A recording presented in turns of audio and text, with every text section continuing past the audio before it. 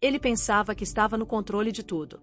Que tinha calculado cada passo, antecipado cada reação, manipulado cada pessoa ao seu redor com a precisão fria de quem nunca conheceu o remorso.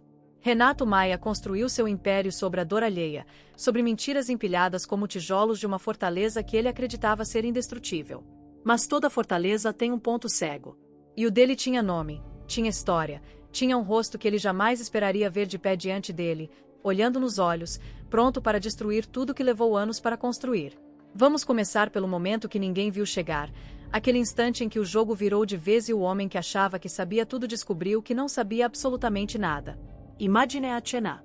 Uma sala de reuniões corporativa, cheia de diretores e acionistas, o tipo de ambiente onde Renato se sentia como rei.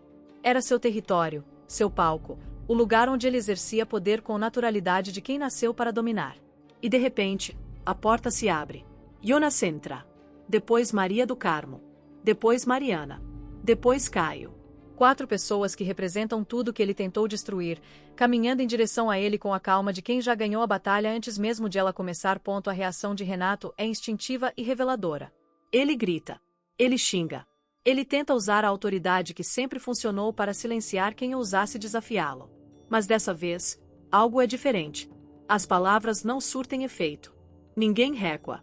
E é exatamente aí que começa a se ver, nas microexpressões que ele tenta esconder, um sentimento que Renato Maia provavelmente não experimentava há muito tempo: o medo. Mas para entender por que esse momento é tão explosivo, precisamos voltar um pouco, porque a jogada mestra que derrubou Renato foi construída em silêncio, tijolo por tijolo, por alguém que passou anos se escondendo atrás de um avental e de uma expressão servil. Jonas. Esse nome precisa ser dito com a devida reverência, porque o que esse homem fez exige análise profunda. Durante todo esse tempo, ele viveu na mansão dos Figueiroa como mordomo, um personagem secundário, invisível pela própria função social. E é exatamente essa invisibilidade que foi sua arma mais poderosa. Quem desconfia do mordomo? Quem monitora os passos de quem serve? Ninguém. E enquanto todos o ignoravam, Jonas observava, planejava, movimentava peças num tabuleiro que só ele conseguia enxergar por completo. A ligação com Julian Sorrell revela a dimensão real do que estava sendo arquitetado. 300 milhões de dólares. Não estamos falando de uma vingança emocional, impulsiva, do tipo que explode e some.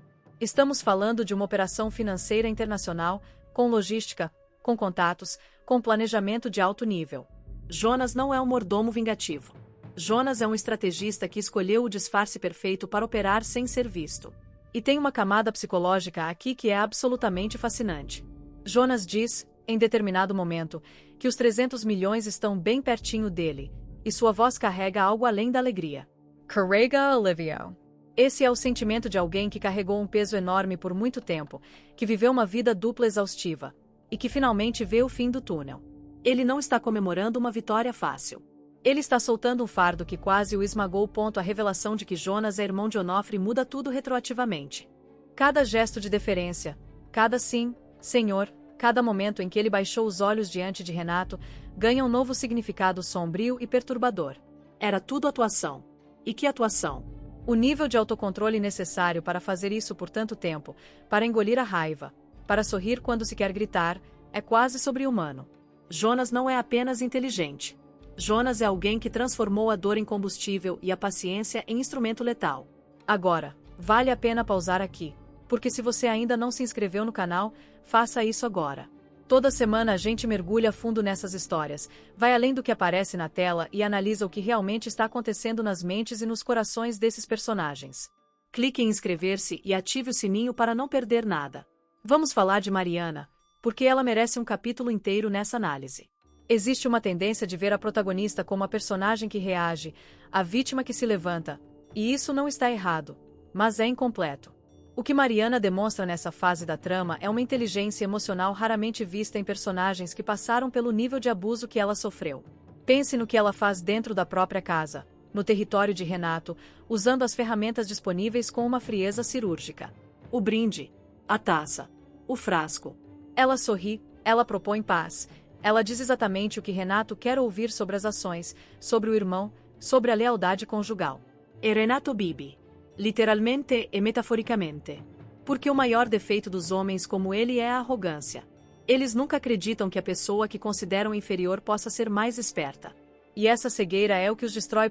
Mas enquanto Renato dorme no sofá, alheia ao mundo, Mariana não descansa. Ela vai ao bar disfarçada, joga charme, paga por informações, conecta pontos. Há uma sede de verdade nela que vai além da vingança. Mariana quer entender. Ela precisa saber por quê. Por que ela foi escolhida? Por que aquele casamento aconteceu? Qual era o plano desde o início? E a resposta que recebe, a revelação de que Renato veio do Rio especificamente para se aproximar de Onofre, para destruir a família de dentro para fora, essa resposta não a paralisa. Ela a organiza. Esse é um aspecto psicológico crucial. Pessoas que sofreram traição profunda costumam reagir de duas formas: ou desmoronam na emoção, ou canalizam tudo em ação. Mariana escolhe a ação. Mas não uma ação cega e raivosa. Uma ação calculada, coordenada, coletiva.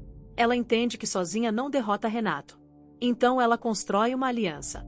E cada membro dessa aliança tem um papel específico, um ângulo de ataque diferente. Maria do Carmo traz a legitimidade institucional. Quando ela anuncia que recebeu a herança do pai e que Renato não tem mais ações na empresa, isso não é apenas uma derrota financeira para o vilão. É uma execução pública. Na frente dos diretores, dos acionistas, das pessoas que o respeitavam e temiam, ele é exposto como o usurpador que sempre foi. Maria do Carmo não está apenas recuperando o que é seu. Ela está desconstruindo a identidade que Renato levou anos para construir dentro daquela corporação. Caio funciona como o elo emocional do grupo. Quando Jonas o leva até a propriedade luxuosa, quando revela o carro recheado de notas, a reação de Caio é de alguém que não consegue processar tudo de uma vez. Ele gagueja, ele questiona, ele precisa de confirmação várias vezes. E isso é humano, genuinamente humano. Porque o que está sendo revelado para ele não é apenas uma quantia astronômica de dinheiro. É a prova de que havia um protetor invisível operando nas sombras o tempo todo, alguém que nunca abandonou a família mesmo quando tudo parecia perdido.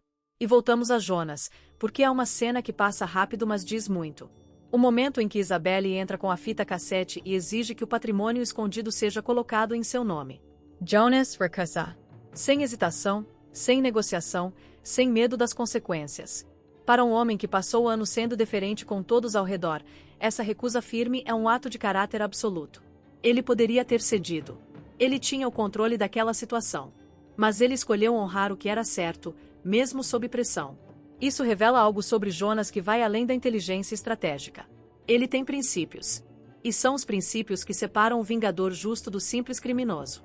Renato também queria vingança, a seu modo. Mas Renato não tinha limites morais. Jonas os tem. E essa diferença é o que determina quem sai vitorioso e quem sai algemado.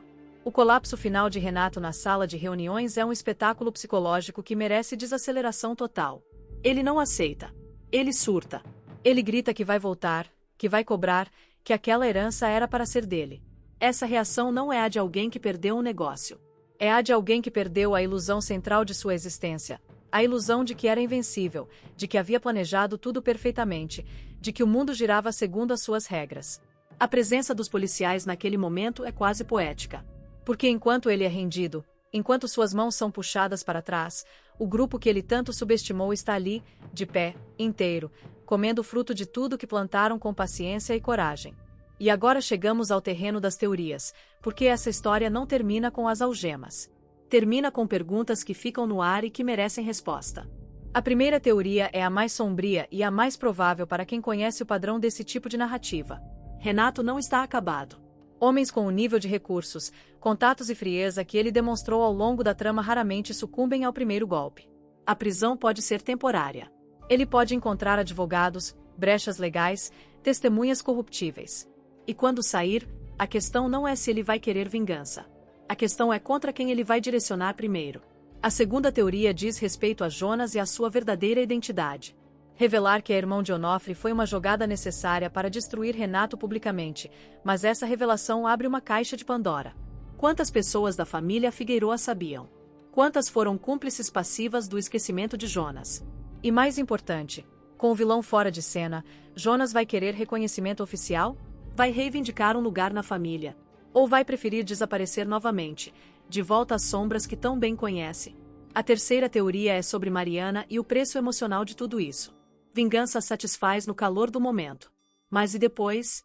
Mariana passou tempo demais dentro de um casamento baseado em manipulação, dentro de uma casa onde cada gesto de carinho era uma mentira calculada.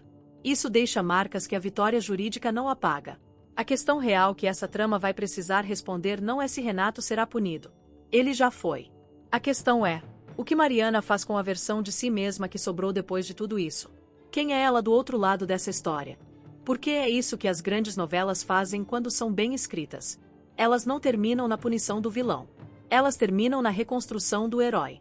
E Mariana, Jonas, Caio, Maria do Carmo, todos eles vão precisar descobrir quem são quando não há mais um inimigo comum para os unir. Essa é a pergunta que fica.